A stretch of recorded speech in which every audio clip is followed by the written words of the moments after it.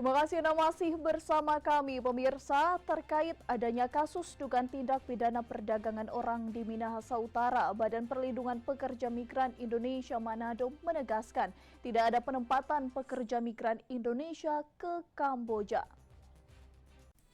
Adanya kasus dugaan tindak pidana perdagangan orang di Minahasa Utara dengan korban Frankie Panggerapan di Kamboja.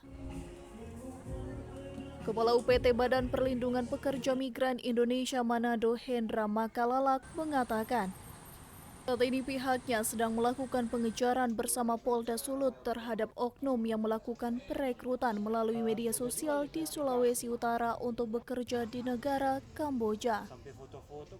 Ia menjelaskan negara Kamboja bukan merupakan negara tujuan penempatan pekerja migran Indonesia yang dikeluarkan oleh Kementerian Luar Negeri Republik Indonesia. Apa yang kemudian rentetan ini terjadi lagi terakhir ini di Minahasa Utara. Anak-anak di Minahasa Utara juga sama, modus operasi mereka itu masih sama, yaitu melalui media sosial, melalui Facebook. Setelah terjadi komunikasi lewat Messenger, kemudian mereka minta nomor WA.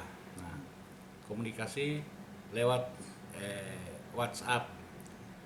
Kemudian mereka mengarahkan untuk akan ditempatkan di Kamboja tanpa dokumen resmi. Dan ini tentu kami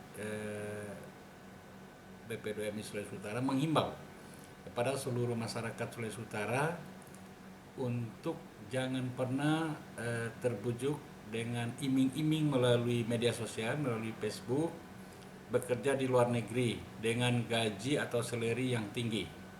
Kalau Anda ingin bekerja di luar negeri, maka berkoordinasi atau bertanyalah kepada Dinas Tenaga Kerja di kabupaten kota setempat, atau langsung datang di kantor kami di Kelurahan Teling Atas, Jalan Babe Palar.